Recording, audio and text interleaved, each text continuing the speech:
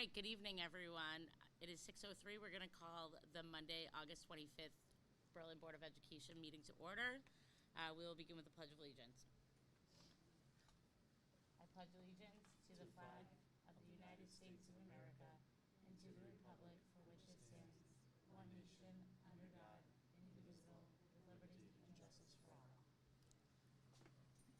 All right, so report of board members. Do any board members have anything that they would like to report?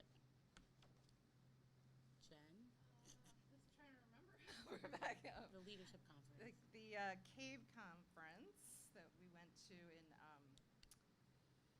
that was early August. I think so. Yep. Very good. I mean, it was a combination of some superintendents were there, some board chairs, and some new members of boards across the state. And they did some workshops just to talk through, some of the new policy things and also just as we look at, different ways of assessing our board and superintendent. There were some good handouts that I'll share. Thank you. I also attended the same one, but there was a little short overlap because I was there earlier in the day. And I found it really beneficial to meet with other board chairs and have our board chair check in and just see what other boards are going through and how their budget process went this year and thinking about years to come. So the CABE Summer Leadership Conference was beneficial. I also attended the new staff breakfast last week. Briefly. I wasn't here very long. My son had an appointment, but it was nice to meet the new board members. I mean, the new teachers, the new staff. Sorry about that. Any other board members? I also briefly attended the new teachers breakfast. I also didn't get to stay long because my daughter was in band camp, so I had to rush home and grab her and bring her over to band camp. But it was nice to see and meet the new teachers and learn of their experience. So that was nice. Any other board members have anything they'd like to report? No? Okay. Committee reports. Have we had any committee meetings since? No? We will be having a community engagement meeting in 2 weeks. We're trying to figure out the details for that. We wanted the school year to just open, and then we're gonna, meet and discuss what's to come for community engagement. Anything else on committee reports? Okay, correspondence to the board. I have one correspondence to the board from Sarah Holland. And it's from an organization here. It's from NEA, which is National Education Association. And I'm not sure if it's a form drafted, but I'm deeply concerned about my recent actions and the aim to deny our kids robust resources, inclusive learning environments they need to grow and thrive.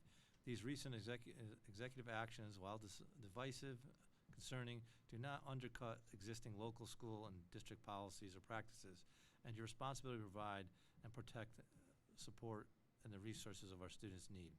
Whether they are black, white, brown, native, or newcomer, transgender or not, or differently abled, we want kids to have a freedom to be themselves, to pursue their dreams. I'm asking you to publicly share our school district's commitment to support, protect, and respect all students in our community. Together, let's make sure our schools are welcoming and just places that prepare all students for the future, no exceptions. So the reason I'm reading is addressed to the board. So. Thank you. Any other correspondence to the board? Not this evening. Okay, thank you. We can move on to audience of citizens. Any members of the community that would like to approach the board, just state your name and address, and you'll be given 3 minutes per resident. Okay. Moving on to our next agenda item. This is a sad one and a happy one at the same time. What's that? Linda Holian, the Director of Pupil Personnel Services, has submitted a letter of intent to retire effective June 30th, 2026. Before we get into any discussion, do we have a motion for consideration? I'll move to accept the retirement of Linda Holian, Director of Pupil Personnel Services, effective June 30th, 2026.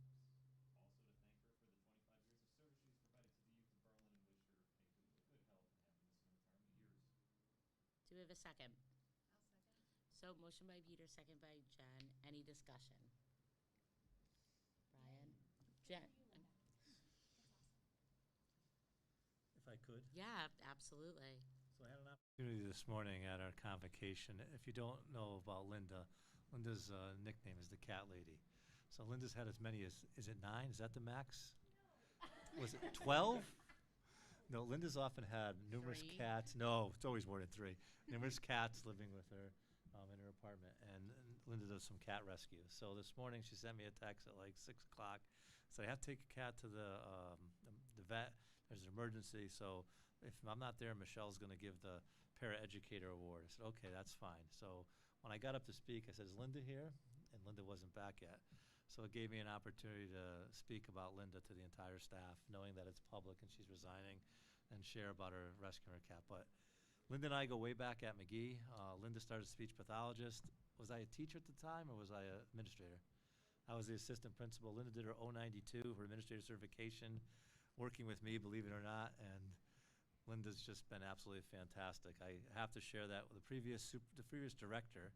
Linda was a speech pathologist at the time, and at that time, the director had gone through numerous supervisors. I mean, numerous. The superintendent at the time, I was the president of the administrator union, and going through all these supervisors, and Linda was interested in receiving her 92. And the conversation was, do you think Linda can be tough enough to be the supervisor? Well, I wouldn't say it's a toughness. Linda keeps us out of due process. Linda has relationships with all the parents. Linda's led the district with having all these specialized programs, which allows us to keep our money here in the district and not send them out. Linda, you'll be extremely missed as a friend, but as a colleague, and all you've done for Berlin Public Schools is absolutely fantastic. So thank you for being you. Thank you for caring. And thank you for being tough enough, as I said you could be back then, too. And the other piece I said, more importantly, to the director, and I was the union president, more importantly, Linda likes you, so it's going to work out. And it obviously did. So thank you, Linda, for everything.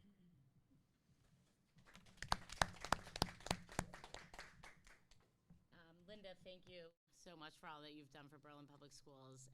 My 10 years on the board, you've been a staple at every single meeting, whether you've presented or spoken up or provided clarity or insight. And, you know, I know that we have done a number of, you know, implemented a bunch of new initiatives from the time I've been here to keep money in, to do what's best for the kids, with the Transition Academy, with ESS, just always looking at what we can do to make things better, and you're always the voice of reason, and it's just really been a pleasure to work with you, so you'll be missed. It's going to be big shoes to fill, and I was kind of shocked when you said that they asked if she was tough enough. Yeah, I guess I didn't know that version of Linda that wasn't. The previous director was very difficult at times. And so Linda builds relationships and gets respect that way. Other people settle for fear, and Linda was just the opposite. So toughness is really how you look at it, and Linda definitely can be tough when she has to be. Yeah. She may turn red a little bit, but she'll definitely be tough enough. I was going to say, this poor lady, her face is so red over there. She shouldn't have come in.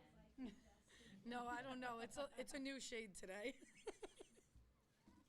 So those who don't know, Linda recently just got married, so we wish you the best. Congratulations. I mean, Anything else? Okay, we can move to a vote. All those in favor? Aye. Opposed? The vote carries 7-0. You can retire now. June 30th. You probably have enough sick days, though. I'm kidding. No, Julie. She saves us money. No. All right, moving on to the next item, the consent agenda. Everything has been included in Schoology. Do we have a motion for consideration? Do we have a second? So the motion by Peter, second by Jen. Any discussion on the consent agenda?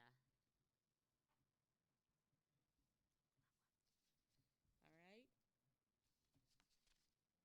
you missing a page? No. Okay, we can move to a vote. All those in favor? Aye. Opposed? 7-0. All right, right, we're going to turn it over to the superintendent for the district readiness report for the opening of schools, which is Thursday, and teachers were back today. So on Friday, Ashley and I had an opportunity to tour all of the buildings and to see where things are at and what was accomplished over the summer. I can tell you I've never seen the buildings look cleaner, more polished, and just in great shape. The restrooms at Willard, two of them were redone, reconditioned. They absolutely look fantastic. They no longer smell. Real nice work. The outside, more work was done at Willard than the other schools. The outside playgrounds will be totally updated. They may not be ready for the first week in their entirety, but by the second week, we were assured that they will open fully. Trying to think of other pieces that the high school, the playground for the preschool is complete. It's been a good summer, and as I said, because we did most of the contracts and you were part of it throughout, we didn't have a lot of negotiations to do this summer, which was nice. And for the first time in 2 years, we didn't have to hire any administrators in the summer, which was also, and a lot of the hiring came early in the summer as we got out in front of it. So we are definitely in a good place. Positions are filled at the start of school. We may have a few paras open, but that's typical. We have para positions, but staffing positions were ready to go. The latest hire was we had a special education teacher who worked with us last year while Alex Ivamy was the previous teacher of the year. She works in our BLAST program. She was out. Teacher's name is Connor Walsh. He worked with us throughout the year, and he has his bachelor's and limited experience, but he's absolutely exceptional with those students, which is a skill that not everyone has to work with the BLAST students. So an opportunity to hire a male special education teacher who can work with that population is very important. That was the last person that we hired in the district. So sometimes having the right people pays dividends in the end, especially when you're dealing with a fragile population like that. So very, very pleased with the new hires and the caliber of teachers that we're getting here in Berlin. And that's something we talked about at our retreats. We are competing against many prominent districts in the state and have had great success. And the other piece in a convocation today is the retention of staff members, that we're not losing staff members either. And that's a credit to some of the decisions. And if at the, and I don't know if Jess, you were there or Julie was there, but Julie was there for the opening. And speaking to the new teachers, something that's unique to Berlin, I've said this many times to all of you, that your charge to me as a superintendent is not to hire the least expensive teacher or putting a cap on the years of experience. Your charge has always been to find the best teacher. And sometimes it's the teacher with no experience, or in Connor's case, someone who has a bachelor's and has 2 or 3 years experience. But doing that has really helped to maintain a high level of educator in the district. So I thank you for that. And it is unique compared to other districts. I think it helps to set us apart. So let me just talk about numbers real fast so you can hear the numbers here. So at this time, we have a total population, student population of 2,581 students in the district. At the high school, we have 793. McGee, we have 598. At Griswold, we have 499. Hubbard, 203. Willard, 432. And our Transition Academy, we have 19. How many And of we those have are? outplaced, we have 21 students outplaced this time. So that gives you just a caption of where we are. We're typically around 20 outplacements, and I know that Linda has some she's hoping to bring back. And right now, we don't have any that are in the hopper, do we? No, which is good. So go ahead, Julia. How many of the Transition Academy students are Berlin? How many are Cromwell or Elspeth? Okay. I thought it was 11 and 10. Maybe. I think it's 11 and 10. Okay. For choice students, we have 89 choice students, which is the smallest number we've had in years. And, we're not out actively opening up to more rounds and things. We're leaving it at that number, which should maintain the 3% for this year. But if we do, we can talk at a later date when we do we want to not accept students, limit the number of students, where do we want to be? We just got to be cognizant that if we go below the 3%, we lose $2,000 per student that we have. So we just have to be cognizant of that when we do the budget. Any other questions? Any questions?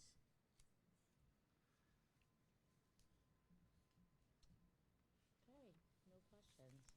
So now we're going to turn it over to the Director of Finance and Operations, Ashley Dorsey. She will provide us with a final report on the 2024-2025 fiscal year.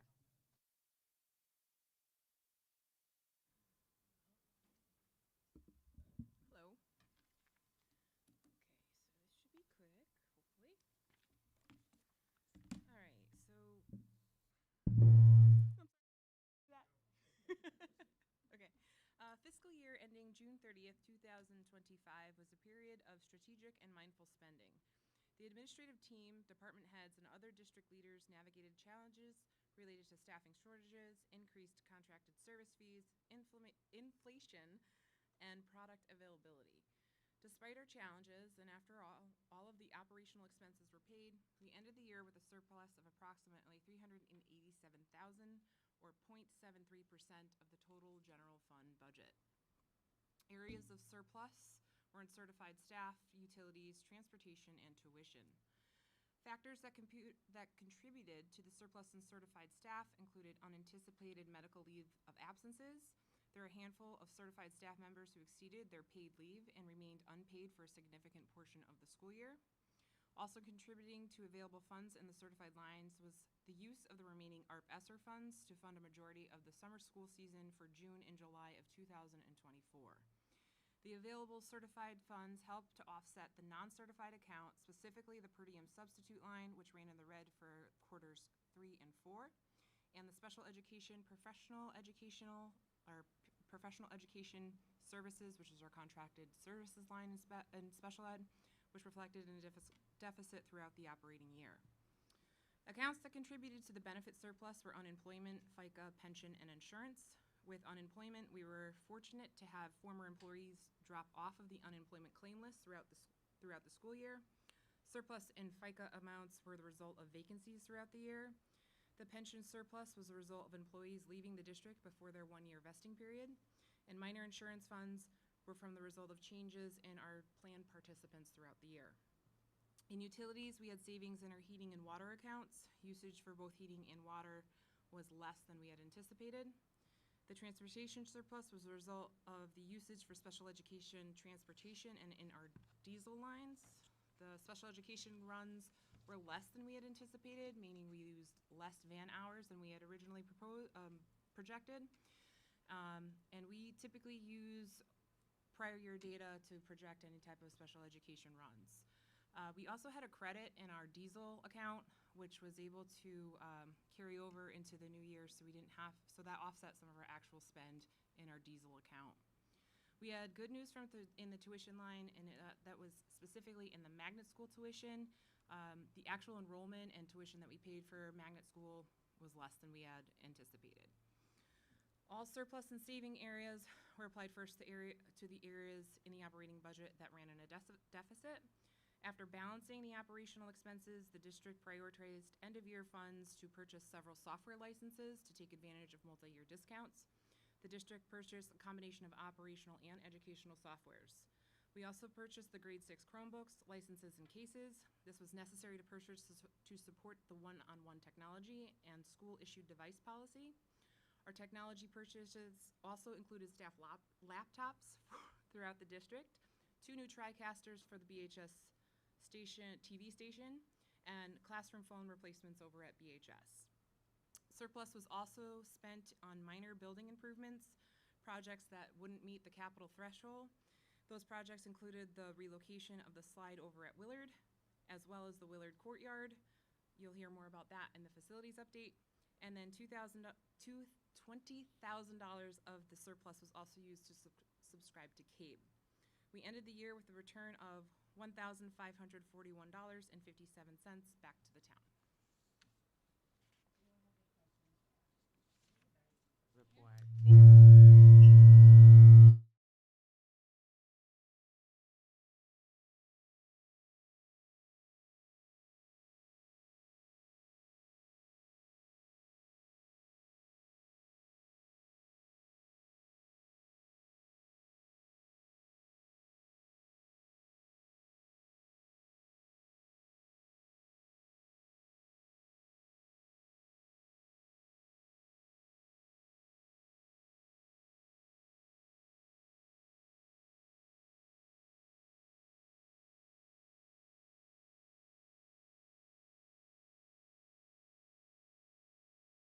like all the way across it. So initially I thought that the Chromebook itself was scratched, but something must have happened. So With, the uh, Chromebook is new, the cases get recycled. every Okay. year. So if it's not, if the case is usable, where it's not gonna compromise the integrity of the device inside, if it's dropped or swung or banged up against the wall, then they'll be used.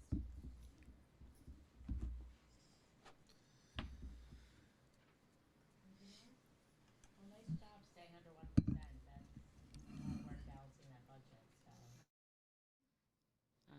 All right, now we are going to, hang on. Yeah.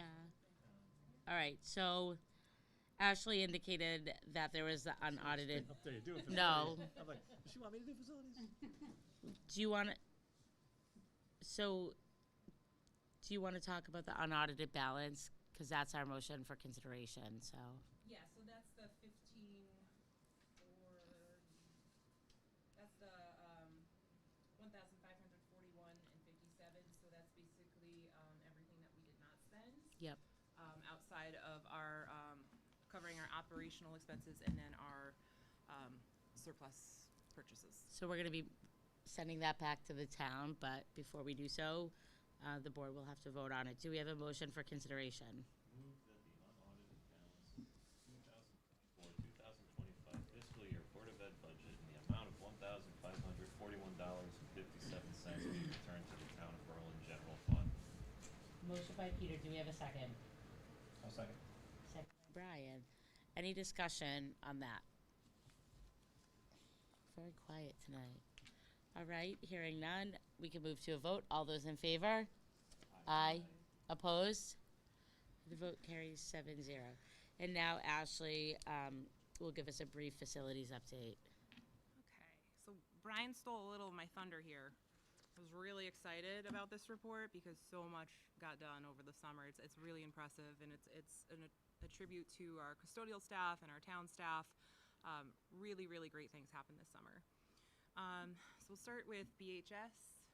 So 3 mentionable projects commenced this summer at Berlin High School. As part of the initiative to expand the pre-K program to a full day, an outdoor play area for pre-K age students was required at BHS. Lori Jerpin secured a private grant to cover the cost of the outdoor area, and construction began in July. The scope of the work included building a retaining wall, removing a few trees, leveling and filling the ground, and building a fence. Construction completed the 3rd week of August, and the outdoor space is ready for the first day of school. Throughout the summer, the IT department swapped out all of the classroom and office phones at Berlin High School.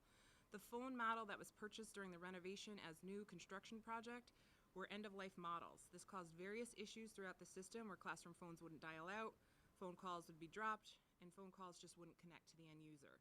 The workaround for this issue is the IT department would have to constantly reboot the phone system several times throughout the school year. End-of-year funds were used to purchase new phone model, which is compatible with the existing system. Phase 1 of the flooring project is underway over at Berlin High School. It's difficult to see in those pictures. You could kind of see a change in color of what's going on there. So floor tiles contaminated with mold in several classrooms and hallways are in the process of being removed and replaced. Majority of the work is expected to be completed by the start of school. Work on areas that were not originally identified will continue throughout the school year on second shift. The certified industrial hygienist was on site last week to perform air sampling. That report is expected to be available this week. The architect is currently working on a revised proposal for the permanent solution of the flooring issue at the high school, as phase 1 was noted to be a temporary fix. The revised proposal will be presented to the PBC in the upcoming meetings. There's still movement also on the Biscoglio track replacement. The PBC approved funding for geotech borings to produce a feasibility study and a cost estimate. The study will provide insight on the underlying condition of the track to assist in the approach for the repair and replacements. Okay. McGee had a quiet summer in regard to construction projects. Although they hosted summer school in the YMCA Camp Thundermoon, the most exciting project over at McGee was the IT office. This was a very minor renovation, which included fresh paint and carpeting. The space provides the IT technician with adequate working space for break fixes, as well as adequate storage for everything that they need over at the middle school. There has been no movement on the McGee Science Labs. The bids for the architect for the project was reviewed by the PBC, and approval for the bid was planned to go onto the second town council meeting in July. However, that item was pulled from the town council agenda by the town manager. Griswold Elementary School. Griswold also had a quiet summer up until the last 2 weeks.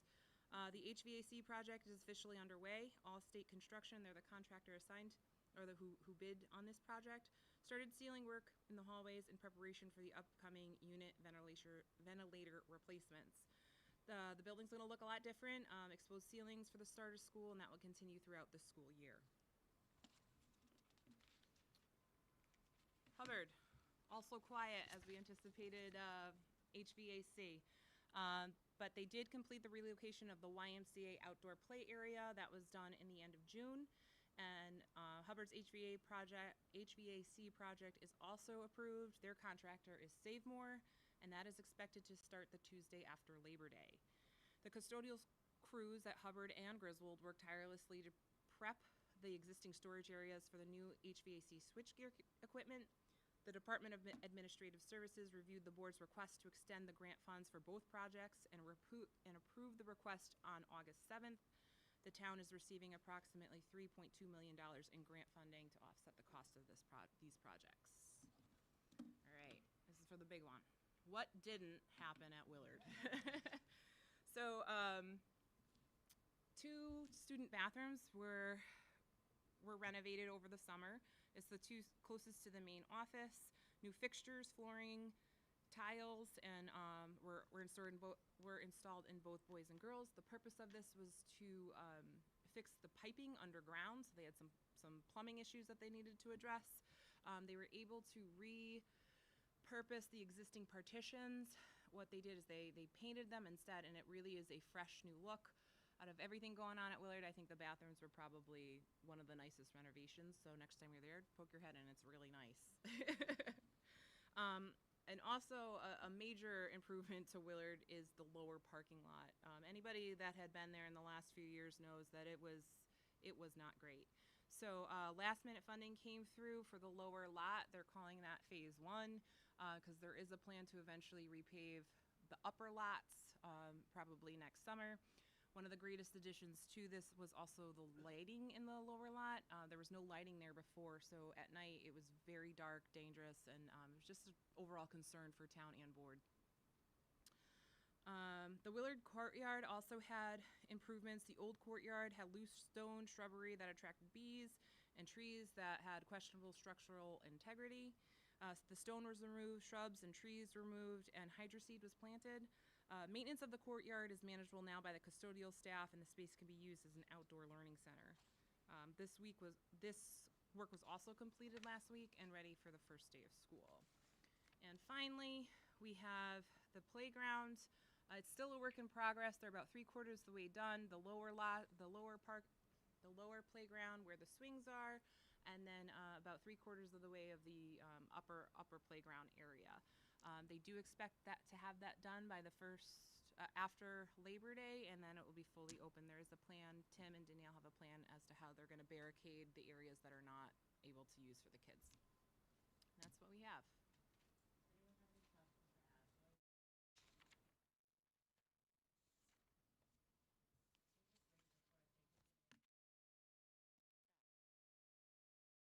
Thank you.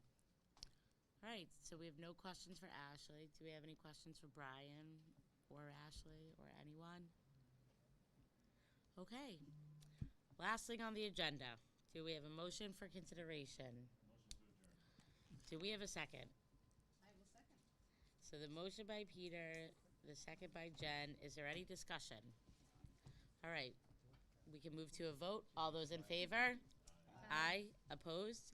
7-0. Our meeting is adjourned at 6:33 p.m. Have a great evening, everyone, and good luck on opening of school.